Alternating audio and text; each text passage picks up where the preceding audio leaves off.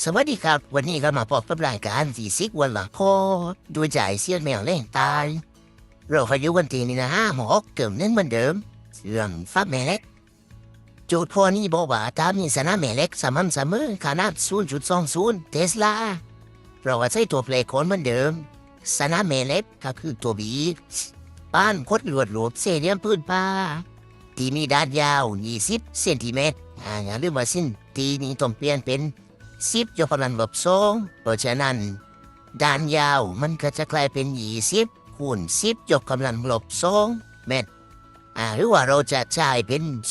0.20ก็ได้ด้านกว้าง10 เซนติเมตรก็คือ10 คูณ 10 ยกกำลังลบ2เมตรหรือว่าเราจะใช้เป็น0.10 เมตรก็ได้ในทิศทำหุ่ง30 องศากับระนาบของฟุตลวดเพราะฉะนั้นเดี๋ยวเราต้องใส่ติดตามของสนามแม่เหล็กโกน30 องศากับระนาบจะไม่เพราะฉะนั้นมันจะปุ่งมาประมาณนี้เราก็กะเอาใส่สัญลักษณ์ทำหุ่ง30 องศาโจทย์บอกว่าให้ฟักแม่เหล็กที่บ้านกดลวดฟักแม่เหล็กก็คือตัวฟรีถึงพอนี้มันจะมีสมการสองแบบ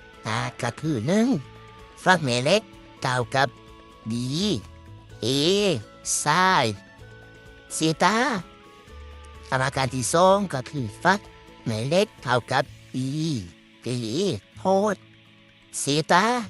สองสมการนี้มันสายนันตีสายกับโพดนี่แหละถ้าเราใช้สมการเด็กกันตัวสายเซตาตรงเนี้ยมันจะต้องดูระหว่างมุมของสนามแม่เหล็กกับระนาบของพื้นที่เอซึ่งพอนี้โจทย์บอกว่า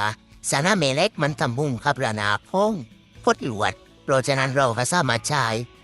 มุมตรงเนี้ยเป็นมุม30 องศาได้เลยเพราะฉะนั้นเราจะใช้สมการที่นั้น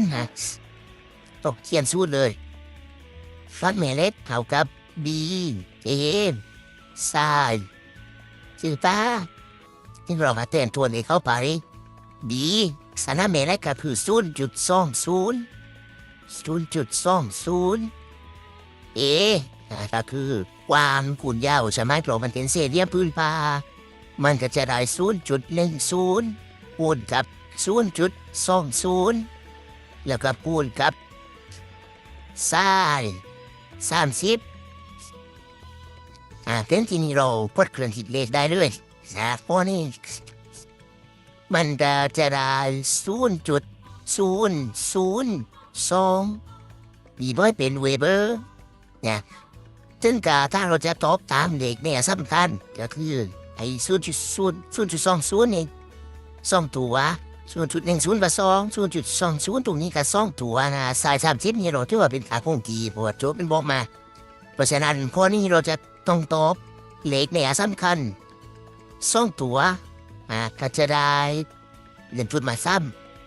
สำคัญก็จะได้2.0คูณกับ10 ยกกำลังลบ3 เวเบอร์ถ้าเราคูณ10 กำลังลบ3เข้าไปมันก็จะได้ลบไปเป็น0.002เท่าเดิมถ้าเสร็จแล้วฟอน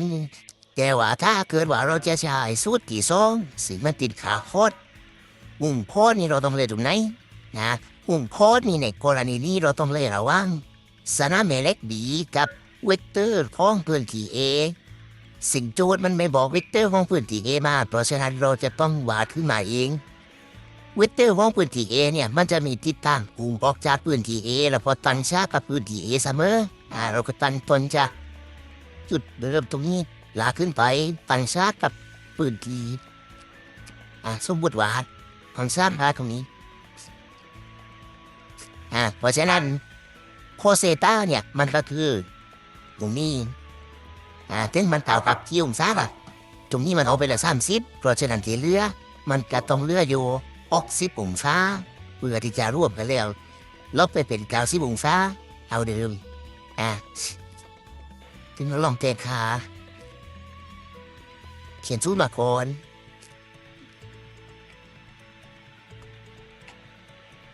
แก้ตัวเลขเหมือนเดิม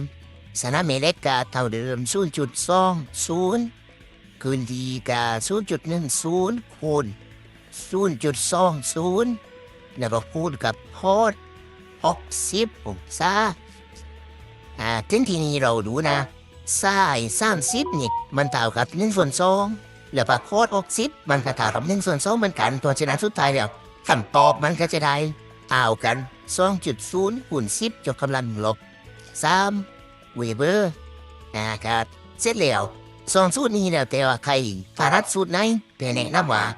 จ่ายเป็นสูตรที่หนึ่งก็ได้เพราะว่ามันจะได้หายว่าเราไม่ต้องไปหาเวกเตอร์ของพื้นที่เอวเพราะว่าส่วนในโจทย์เวลามันบอกมามันก็จะบอกเทียบกับระนาบของพื้นล้วนนะโอเคเดี๋ยวค่อยเจอกันแล้วนะครับบายบาย